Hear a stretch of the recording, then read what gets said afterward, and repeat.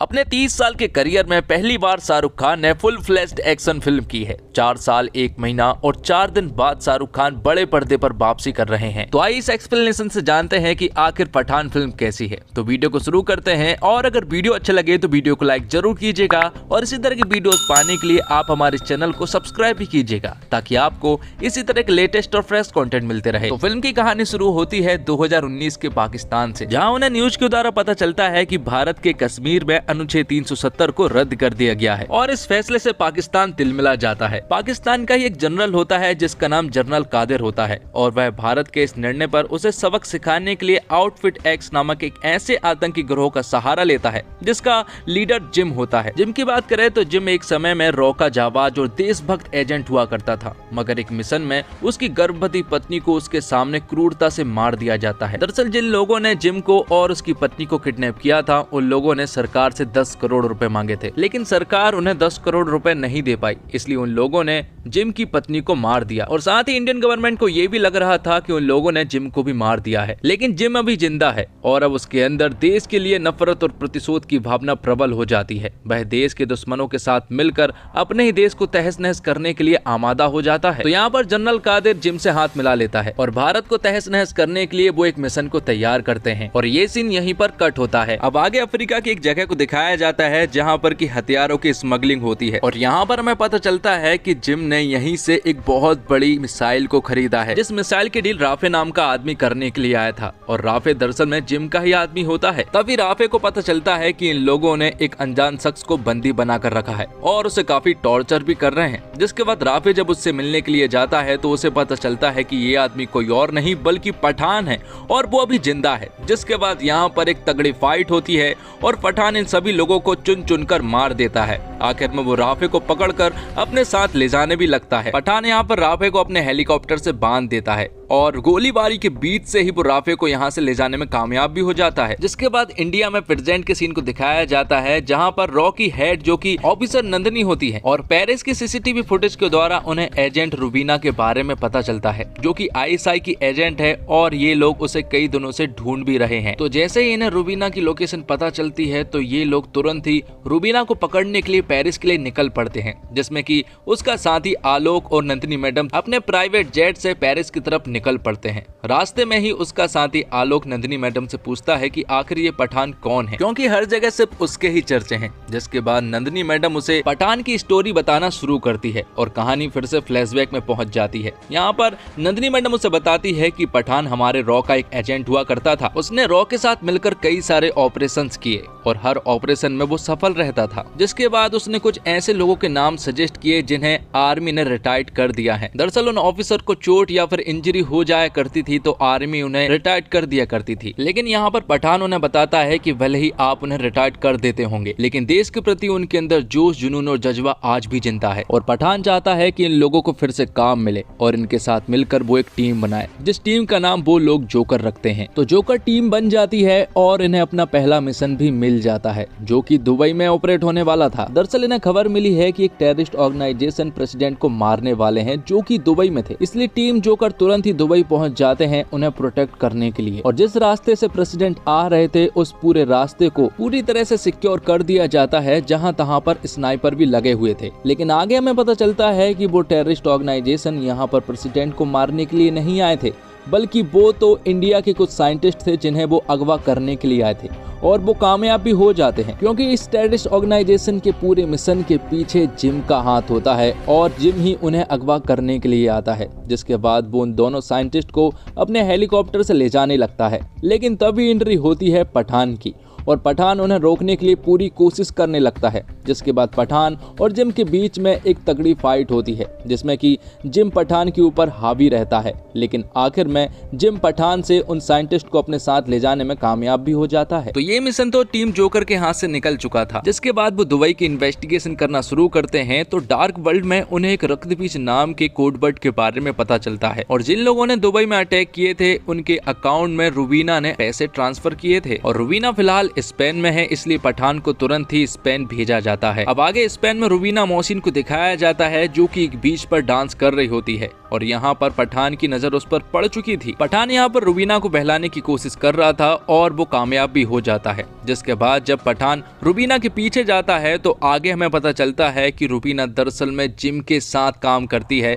और वो उन्हीं की टीम में शामिल है। जिम के साथ यहाँ पर कई सारे लोग थे जिनके पास हथियार भी थे। यहाँ पर जिम पठान से कहता है कि उसके साथ ऐसे ऐसे लोग हैं जो कि विदेशों के इंटेलिजेंस के साथ काम किया करते थे और अब वो सभी लोग उसके साथ काम करते हैं और कमी है तो सिर्फ एक रॉ एजेंट की। इसलिए जिम चाहता है कि पठान भी उनके साथ काम करने लगे, लेकिन पठान यहाँ पर साफ मना कर देता है। जिसके बाद जिम उसे मारने का ऑर्डर देकर यहाँ से चला जाता है और जब जिम के आदमी पठान को मारने ही वाले होते हैं कि तभी अचानक से रुबीना जिम के आदमियों के साथ फाइट करने लगती है और उन सभी को मारना शुरू कर देती है। जिसके बाद यहाँ पर एक तगड़ी फाइट होती है और आखिर में रुबीना और पठान साथ मिलकर जिम के आदमियों के साथ फाइट करते हैं और यहाँ से बचकर भाग निकलते हैं। एक सेफ जगह पर पहुँचने के बाद पठान रुबीना से कहता है कि आखिर उसने उसकी जान क्यों बचाई, क्योंकि वो तो एक आईएसआई एजेंट है और मैं एक रॉ का एजेंट हूँ जिनके बीच में बिल्कुल भी नहीं बनती है, तो उसने मुझे आखिर क्यों बचाया। जिस पर रुबीना पठान से कहती है कि मुझे जो चाहिए है वो तुम ही दिला सकते हो। और यहाँ पर रुबीना रक्तबीज नाम के कोडवर्ड के बारे में जिक्र करती है। वो कहती है कि वो रक्तबीज को पाना चाहती है, इसलिए वो जिम के साथ 1 साल से खुफिया तरीके से उनके साथ रह रही है। साथ में वो उसे बताती है कि उनके पास रक्तबीज को पाने के लिए सिर्फ 7 दिन है। अगर वो 7 दिन में रक्तबीज को नहीं पा सके तो 7वें दिन जिम के पास रक्तबीज की डिलीवरी हो जाएगी। जिसके बाद पठान जिस जगह पर रक्तबीज है उस जगह की पूरी इन्वेस्टिगेशन कर डालता है और एक धांसू प्लान भी बना लेता है। साथ ही पठान रुबीना को बताता है कि रक्तबीज जिस बोल्ट में है उस बोल्ट को ना तो काटा जा सकता है और ना ही एसिड से जलाया जा सकता है। उस बोल्ट को सिर्फ खोला जा सकता है एक ताले और चाबी की मदद से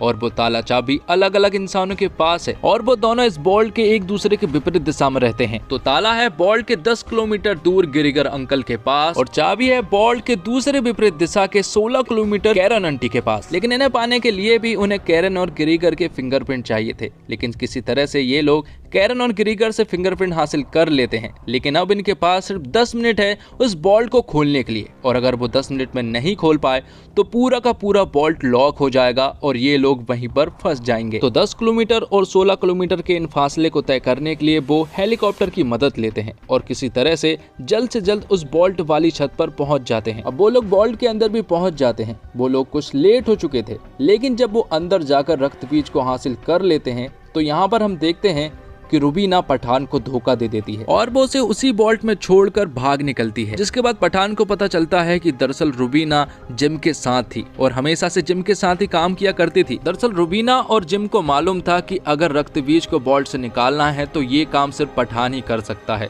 इसलिए रुबीना के सहारे उसने पठान की नजदीकियां बढ़ाई और पठान से ये काम करा लिया। तब आखिर में पठान रशियन पुलिस के हाथ पकड़ा जा चुका था और उसे अरेस्ट कर लिया गया था। जिसके बाद कहानी प्रेजेंट में आती है और हम पठान को रशियन जेल में देखते हैं और यहाँ पर रशियन पुलिस ने इंडिया से नंदिनी मैडम को भी बुला लिया था क्योंकि उन्हें मालूम है कि ये एक रॉ का एजेंट है। इसलिए उन्होंने जब नंदिनी मैडम से पूछा कि क्या ये तुम्हारे साथ है तो नंदिनी मैडम ने उसे पहचानने से साफ इनकार कर दिया था। जिसके बाद रशियन पुलिस पठान को ट्रेन के द्वारा एक दूसरे जेल में शिफ्ट करने के लिए भेजने लगती है। लेकिन उस ट्रेन में रशियन के कई सारे गुंडे भरे पड़े थे जो कि पठान को मारना चाहते थे। जिसके बाद उनके बीच में एक तगड़ी फाइट होती है और आखिर में जब वो रशियन पठान को मारने ही वाले होते हैं कि तभी यहाँ पर एंट्री होती है सलमान खान मतलब कि टाइगर की। जिसके बाद टाइगर और पठान दोनों साथ मिलकर उन रशियन से भिड़ जाते हैं और यहाँ पर कम से कम 10-15 मिनट की एक तगड़ी फाइट होती है। जिसके बाद टाइगर और पठान जब आपस में बात कर रहे होते हैं तो यहाँ पर टाइगर पठान से कहता है कि उसे एक जरूरी मिशन के लिए जाना है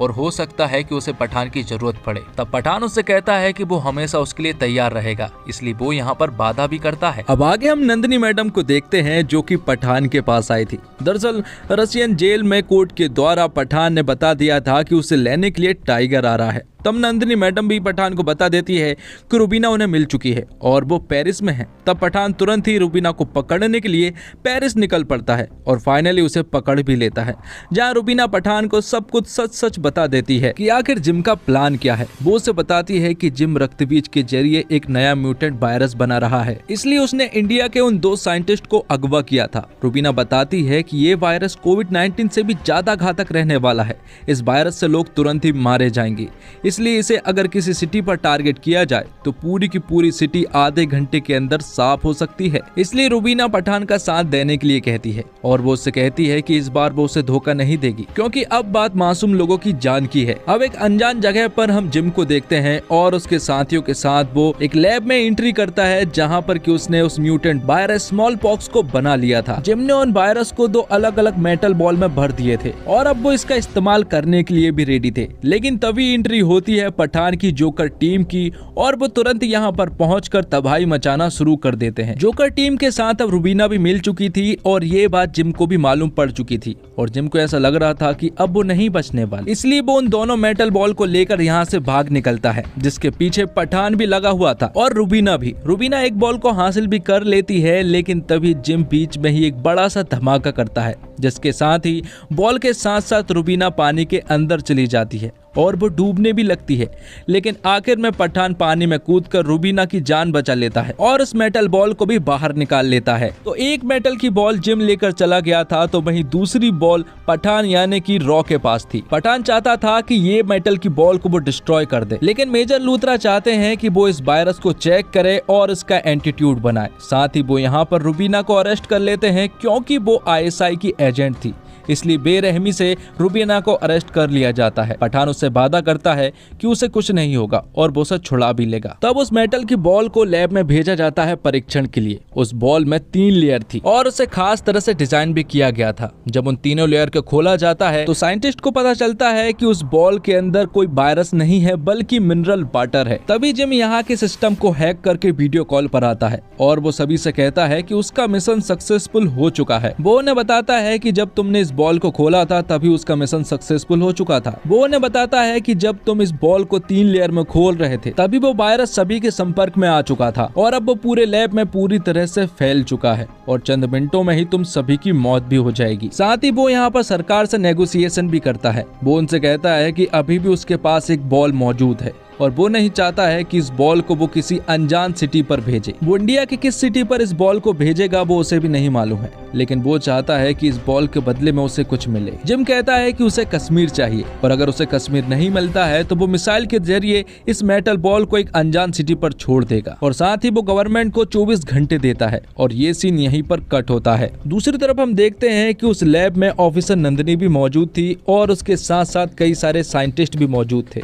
यहाँ पर वो लैब को पूरी तरह से बंद कर देते हैं ताकि वो वायरस बाहर ना फैल पाए। यहाँ पर नंदिनी के साथ साथ वो सारे साइंटिस्ट अपनी कुर्बानी दे देते हैं और आखिर में ऑफिसर नंदिनी पठान से कहती है कि वो जिम को बहुत ही बुरी मौत दे, जिसके बाद RDX के द्वारा उस पूरे के पूरे लैब को डिस्ट्रॉय कर दिया जाता है। अब पठान जानता था कि इस मिशन को कंप्लीट करने के लिए उसे रुबीना की मदद लगेगी, इसलिए वो जेल से रुबीना को भी छुड़ा लेता है। लेकिन अब उन्हें ये नहीं मालूम था कि आखिर जिम की टीम कहाँ पर है और वो कहाँ से मिसाइल छोड़ने वाले हैं। तब पठान एक आदमी की मदद से ये पता कर लेता है कि आखिर वो कहाँ पर है। दरअसल वो लोग अफगानिस्तान की किसी जगह पर है और वहीं से वो मिसाइल छोड़ने वाले हैं। दरअसल जिम को मालूम है कि इंडिया कश्मीर तो किसी भी हालत में नहीं देने वाला, इसलिए उन्हें तो ये मिसाइल छोड़नी ही होगी। जिसके बाद किसी तरह से पठान की पूरी टीम उस जगह पर पहुंच जाती है जहां पर की जिम की टीम थी। जिसके बाद यहाँ पर एक तगड़ी फाइट होती है। तब मौका देखकर जिम तुरंत ही यहाँ से भाग निकलता है और उसके पीछे पीछे पठान भी आ जाता है। पठान उसका काफी देर तक पीछा करता है और यहाँ रुबीना को पता चलता है कि दरअसल रक्तबीज मिसाइल में नहीं है, बल्कि दिल्ली जा रहे एक प्लेन में मौजूद है और इस वायरस का डेटोनेटर जिम के पास है। इसलिए 6 मिनट के अंदर अगर पठान जिम को रोक लेता है तो दिल्ली तबाह होने से बच सकती है। तो इन 6 मिनट में जिम और पठान के बीच में एक तगड़ी फाइट होती है। जिम को पूरा भरोसा था कि वो इस डेटोनेटर को उसके हाथ से नहीं छीनने देगा, लेकिन आखिरी के जब 2 सेकंड बचे होते हैं तो पठान जिम से वो डेटोनेटर छीन लेता है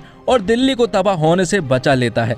और आखिर में पठान जिम को एक बहुत बुरी मौत भी मारता है और उससे कहता है कि इंडिया की तरफ से जो तुम्हें वीर पुरस्कार मिला था उसके वो लायक नहीं है। तो दोस्तों, शाहरुख खान के लिए फिल्म पठान को एक पारिवारिक मनोरंजन फिल्म होना बहुत जरूरी था और इसमें ये कामयाब भी है। रुबीना एक सीन में पठान से पूछती भी है, ये लावारिस फिर खुदा गवाह कैसे बन गया? अमिताभ बच्चन ने अगर दिलीप कुमार की विरासत को हिंदी सिनेमा में आगे बढ़ाया तो शाहरुख खान को अमिताभ बच्चन की परंपरा, प्रतिष्ठा और अनुशासन विरासत में मिला है।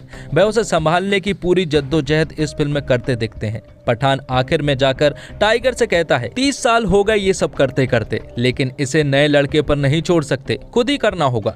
यूं लगता है जैसे ये बातचीत दो किरदारों के बीच नहीं, दो कलाकारों के बीच हो रही है। वह टाइगर के मिशन में मदद करने का वादा भी करता है। शाहरुख खान की उम्र अब चेहरे पर दिखने लगी है, तो पठान अब मोहब्बत की तरफ कदम तो बढ़ाता है, लेकिन अतरंग नहीं होता। और पठान के निर्देशक सिद्धार्थ आनंद ने करियर की शुरुआत में हम तुम सलाम नमस्ते जैसी रोमांटिक फिल्मों से की, मगर बैंग बैंग और वॉर के बाद ये एक्शन फिल्मों की राह पर निकल पड़े। इसमें कोई दो राय नहीं कि पठान तक आते आते उन्होंने एक्शन की नई ऊंचाइयों को छुआ है। फिल्म की कहानी तो वहीं घिसी पिटी है जहां देशभक्त एजेंट अपने वतन को बचाने के लिए कटिबद्ध है, मगर एक्शन और स्पेशल इफेक्ट के मामले में सिद्धार्थ ने कोई भी कमी नहीं छोड़ी है। बॉलीवुड की इस मूवी में जेम्स बॉन्ड, मिशन इम्पॉसिबल और मार्वल की फिल्म सरी का इम्पैक्ट देखने को मिलता है, और सिद्धार्थ की यह फिल्म मसाला फिल्मों के पैमाने पर पूरी तरह से खरी उतरती है। फर्स्ट हाफ थोड़ा लंबा लगता है, मगर overall turn, twist, action, location, hero villain के बीच सह और मात और कॉमेडी का तड़का जैसे एलिमेंट फिल्म के प्लस पॉइंट साबित होते हैं। एक्शन दृश्यों में बाइक चेजिंग, हेलीकॉप्टर की फाइट और पहाड़ी पर उड़ते ट्रेन के सीक्वेंस हैरत अंगेज बन पड़े हैं। फिल्म का मजबूत पक्ष इसका stylish VFX, cinematography, action sequence और संगीत है। दुबई, पेरिस, अफगानिस्तान हो या अफ्रीका, लोकेशन को अलग अंदाज से नजर आते हैं। बेशरम रंग और झूमे जो पठान जैसे गाने पहले ही ब्लॉकबस्टर साबित हो चुके हैं। एक नोटिस करने वाली बात यह भी है कि किरदार के लुक और कॉस्ट्यूम पर खासी मेहनत की गई है। फिल्म का सरप्राइज एलिमेंट है जिम के रूप में जॉन इब्राहिम के किरदार की माउंटिंग। बॉलीवुड की फिल्मों में इतना मजबूत और वेल कॉर्पोरेटेड विलन कदाचित पहली बार देखने को मिल रहा है। उसे विलन से कहीं भी कमतर नहीं दिखाया गया है। जॉन ने भी अपने किरदार में जान लगा दी है। टाइगर यानी सलमान खान की 20 मिनट की एंट्री फिल्म को अलग लेवल पर ले जा लेती है।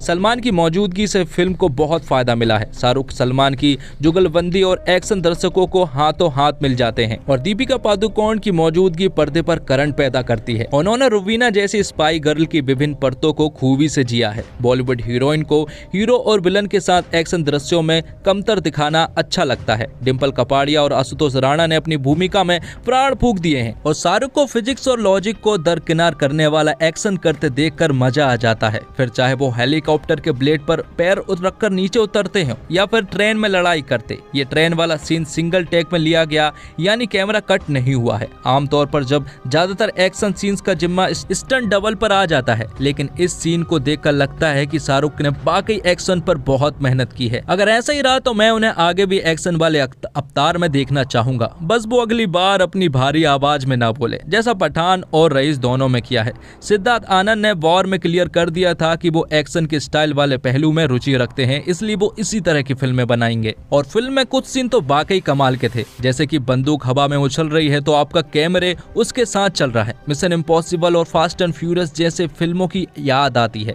सिद्धार्थ के एक्शन सीक्वेंस एंजॉय करने का तरीका है कि आप हर चीज में लॉजिक ना ढूंढें, सही और गलत के पार वाली दुनिया का हिसाब ना लगाएं। और फिल्म पठान शुरू के 1 घंटे तक कमाल की फिल्म है। बेहतरीन एडिटिंग, पठान का मिसल में शामिल होना, रॉ के अफसर का आपस में नीति बनाना और फैसले को लेकर बहस करना, और फिर दुबई के एक सम्मेलन में शामिल होने जा रहे वैज्ञानिकों पर हमला। जॉन इब्राहिम को यशराज फिल्म धूम ने ही करियर का जीवन दान दिया था। इस बार भी जॉन वैसे ही एक किरदार में है। पता नहीं निर्देशक सिद्धार्थ आनंद ने धूम देखी कि नहीं, क्योंकि अगर देखी होती तो कम से कम धूम के क्लाइमैक्स का आखिरी सीन हूबहू कॉपी नहीं करते। विलन को मारने के और भी 100 तरीके हैं, लेकिन सिद्धार्थ आनंद ने लगता है कि इस फिल्म को मसाला बनाने के लिए जहां से जो मसाला मिल सका उठा लिया। पकवान अच्छा बना है, स्वादिष्ट भी है, लेकिन इसकी खुशबू भी ताजी है, तो फिल्म वाकई बेहद कमाल की फिल्म बन सकती थी। और रक्त बीज का जैसे ही जिक्र आता है तो याद आता है जंगल बुक में आग को मिलने वाला रक्त फूल। और निर्देशक सिद्धार्थ आनंद ने शुरुआत 4 फिल्में रोमानियत के एहसास की बनाने के बाद जब ऋतिक रोशन को लेकर पहली एक्शन फिल्म बैंग बैंग बनाई, तभी उनके नजरिए का पहला अंदाजा हिंदी सिनेमा के दर्शकों को लग गया था। वह सिनेमा सोचते वाकई बहुत विशाल और भव्य है। उनकी सोच और सही कहानी का संगम हुआ फिल्म वॉर में। नतीजा सबको पता ही है। उसी सोच और सही नजरिए की फिल्म पठान भी है। कैमरा यहाँ सीधे कलाकारों के चेहरे पर नहीं आ टिकता है, वह आसमान से दिखता है। आसमान के वातावरण में दर्शक को बांधता है, फिर चाहे वह जॉन का अड्डा हो, बेशरम रंग का फिल्मांकन हो, दुनिया की सबसे गहरी मीठी पानी की झील की सतह पर बाइक चेज हो, या फिर पहाड़ियों से गुजरती ट्रेन पर फिल्माया गया एक्शन सीक्वेंस। उनके निर्देशन में एक सफाई है, एक रोमांच है और एक ऐसा आकर्षण जो सही सितारों और सही कहानी मिलने पर कमाल करता है। कमाल यहाँ भी उन्होंने किया है। 2 घंटे 26 मिनट की फिल्म है, वह दर्शकों को आखिर तक बांधे भी रखते हैं। तो दोस्तों इसी के साथ ये एक्सप्लेनेशन यहीं पर खत्म होता है। उम्मीद करता हूँ आपको वीडियो पसंद आई होगी। वीडियो पसंद आई हो तो वीडियो को लाइक जरूर कीजिएगा और इसी तरह की वीडियोस पाने के लिए आप हमारे इस चैनल को सब्सक्राइब भी कीजिएगा, ताकि आपको इसी तरह के लेटेस्ट और फ्रेश कंटेंट मिलते रहे। धन्यवाद। जय हिंद, जय भारत, जय श्री राम।